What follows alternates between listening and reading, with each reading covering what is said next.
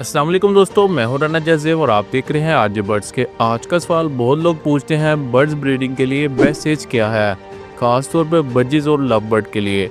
आज मैं आपको बताऊंगा कौन सी उम्र में ब्रीडिंग करानी चाहिए, किस उम्र में नहीं करानी चाहिए और किन साइंस पर आप समझ सकते हैं कि आपका बर्ड तैयार है या नहीं। साथ में प्रैक्टिकल टिप्स और कॉमन मिस्टेक भी शेयर करूंगा, तो वीडियो आखिर तक देखते रहिए। परिंदों की उम्र इसलिए अहम है क्योंकि उनके जिस्म की ग्रोथ, हड्डियों की मजबूती और रिप्रोडक्शन ऑर्गन्स इसके साथ मैच्योर होते हैं। बहुत छोटी उम्र में ब्रीडिंग करने से फीमेल को हेल्थ रिस्क होते हैं और बच्चे कमज़ोर पैदा होते हैं। इस तरह बहुत बड़ी उम्र में फर्टिलिटी कम हो जाती है, तो सही वक्त का इंतखाब बहुत ज़रूरी है।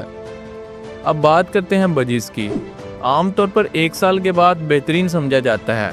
ये वो वक्त है जब जिस्मानी और रिप्रोडक्टिव सिस्टम दोनों मैच्योर हो चुके होते हैं।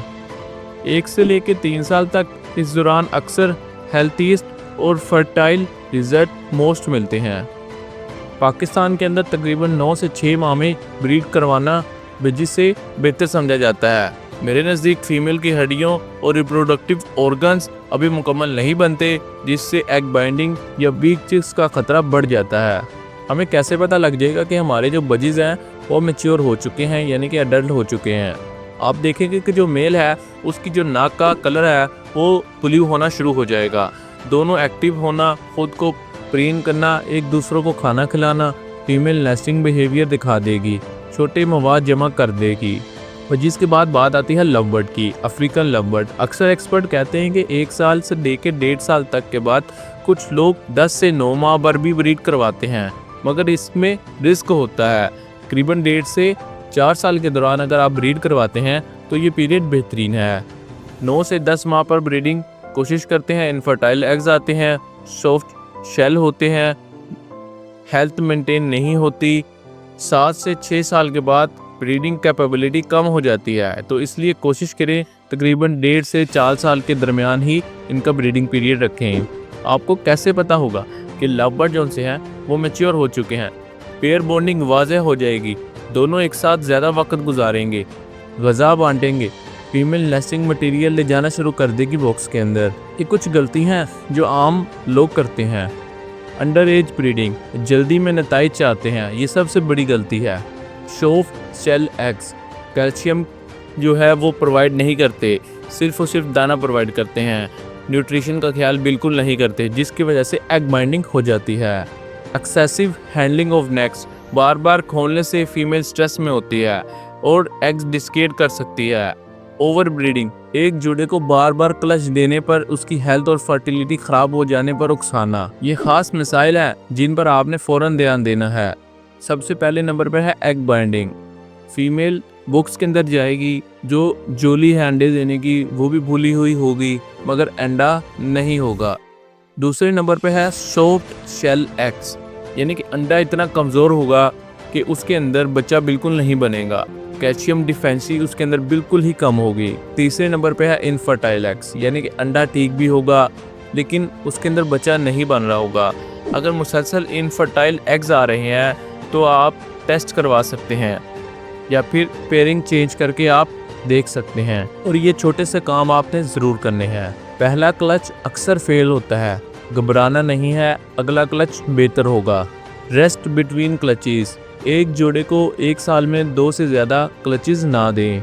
Record keeping, date of pairing, eggs laid date and candling result आपने हमेशा किसी कागज़ पर या फिर किसी कॉपी पर लिख लेने हैं, बहुत हेल्पफुल होगा। सेफ पेयरिंग, कोशिश करें कि पेयर को आपस में ब्रीड ना करवाएं।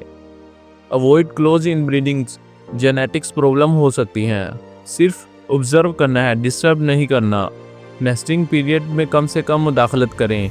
जब ही आप देखें कि आपके जो बर्ड हैं वो बॉक्स के अंदर नेस्टिंग मटेरियल लेके जाना शुरू हो चुके हैं, आप सिर्फ उनको दाना दें और पानी दें और उनकी जो डाइट है उसका ख्याल रखें। इसके अलावा उनके बॉक्स और इनके पास ज़्यादा से ज़्यादा जाना कम कर दें। दोस्तों, खुलासा ये है कि सेहतमंद, मैच्योर और मुनासिब एज वाले बर्ड ही बेहतरीन ब्रीडिंग रिजल्ट देते हैं। बजीज के लिए 1 साल और लव बर्ड के लिए तकरीबन 1 से 1.5 साल बेहतर स्टार्ट है।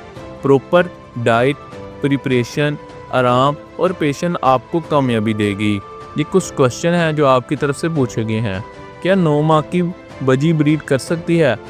टेक्निकल मुमकिन है, मगर बेहतर है कि 1 साल तक इंतज़ार करें। क्या मेल बर्ड का एज मैटर करता है? जी हाँ, बहुत की एज मैटर करती है।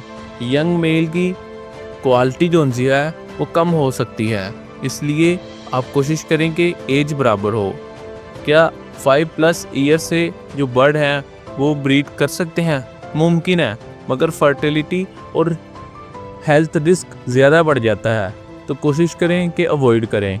तो हमें कैसे मालूम होगा कि जो बर्ड हम लेके आए हैं वो ओल्ड है कि यंग है? कोशिश करें जब भी आप बर्ड बाय करने जाएं तो यंग बर्ड ही आप बाय करें। जब आप यंग बर्ड बाय करेंगे तो आपको उनकी एज का पीरियड है वो मालूम होगा। और जब भी आप सेल करें तो जब भी आप बर्ड को सेल करें तो आपने उनकी एज ज़रूर मेंशन करनी है, ताकि जो ख़रीदार है उसको बिल्कुल भी प्रॉब्लम ना हो ब्रीडिंग के वक़्त।